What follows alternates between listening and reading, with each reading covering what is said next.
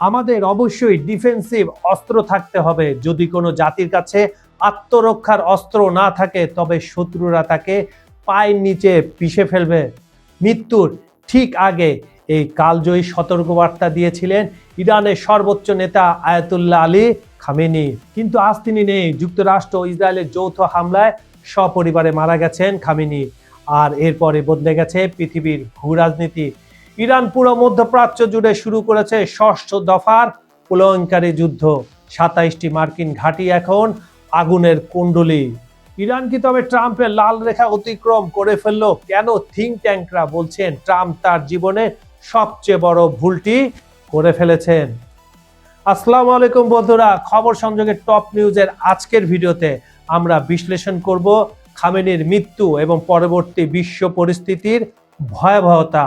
সঙ্গে যুদ্ধের ময়দানের আপডেট থাকবে। থাকুন শেষ পর্যন্ত। মৃত্যুর আগের শেষ ভাষণে কি বলেছিলেন এই আধ্যাত্মিক নেতা, চলুন একটু শুনে আসি।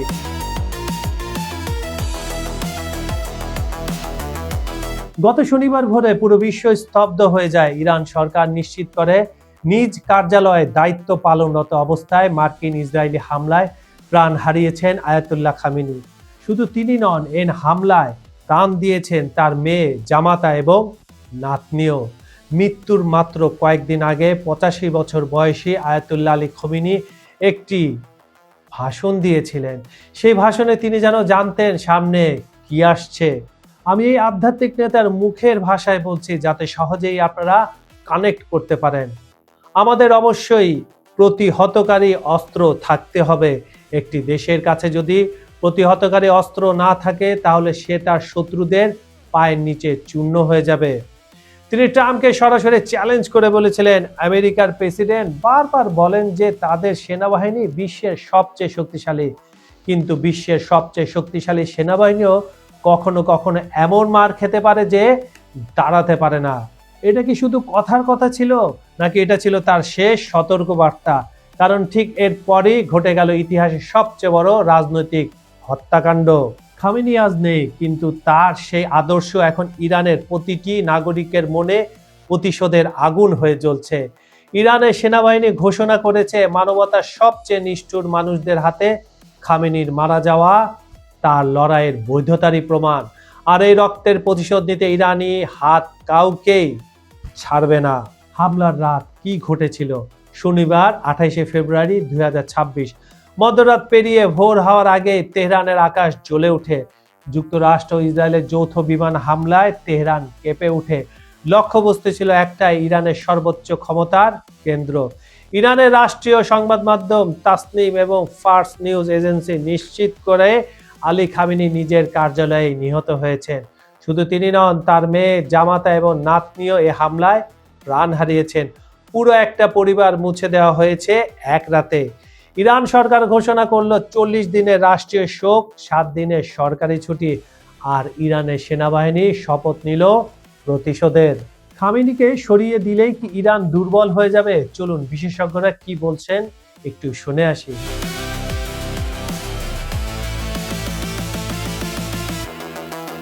ওয়াশিংটন ডিসি ভিত্তিক থিঙ্ক ট্যাঙ্ক আটলান্টিক কাউন্সিলের উপদেষ্টা হার্লেন উলম্যান বলছেন সম্পূর্ণ উল্টো কথা।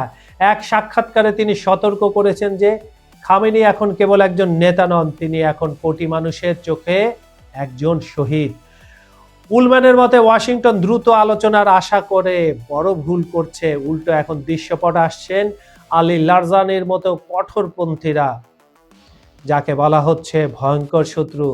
বিশ্লেষকরা বলছেন শীর্ষ নেতাদের হত্যা করার কৌশল তখনই কাজে লাগে যখন সবাইকে একসঙ্গে নির্মূল করা যায়। কিন্তু ইরান আজ আরো শক্তিশালী হয়ে পাল্টা আঘাত হানছে।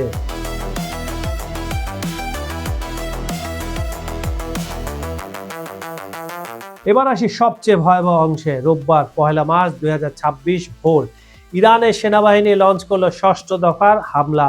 বিপুল সংখ্যক ক্ষেপণাস্ত্র ও ড্রোন। লক্ষ্যবস্তু মধ্যপ্রাচ্য জুড়ে 27টি মার্কিন সামরিক ঘাঁটি এবং ইসরায়েলের তেল নোফ বিমান ঘাঁটি।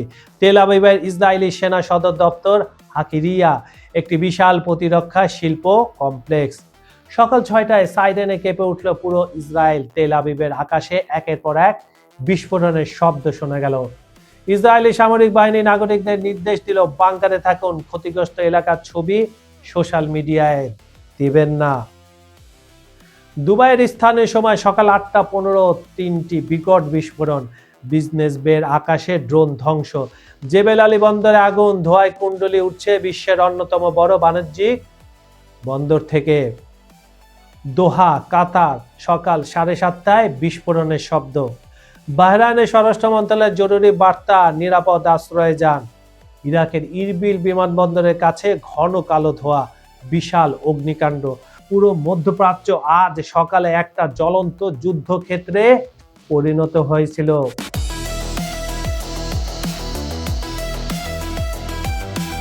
কিন্তু এই হামলার পেছনে আসলে কারা ছিল? আমেরিকা কি নিজ থেকেই হামলা করেছে? উত্তরটা হচ্ছে নো। মার্কিন পত্রিকা ওয়াশিংটন পোস্ট ফাঁস করেছে চমকপ্রদ তথ্য। হামলার আগে সৌদি যুবরাজ মোহাম্মদ বিন সালমান একাধিকবার ট্রাম্পকে ফোন করেছিলেন। প্রকাশ্যে কূটনীতির কথা বললেও গোপনে ইরানে হামলার পক্ষে জোরালো যুক্তি দিয়েছিলেন। একই সময় ইসরায়েলের নেতানিয়াহু ট্রাম্পকে চাপ দিচ্ছিলেন। ওয়াশিংটন পোস্ট লিখেছে, সৌদি ও ইসরায়েলকে বলা হচ্ছে মধ্যপ্রাচ্যের অস্বাভাবিক মার্কিন বন্ধু জুটি। সবচেয়ে অবাক করার তথ্য কি জানেন?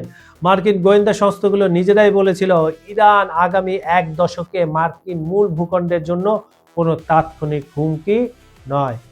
তারপরেও কেন হামলা? সৌদি আরবের কারণ সহজ একদম, কেন? তেল।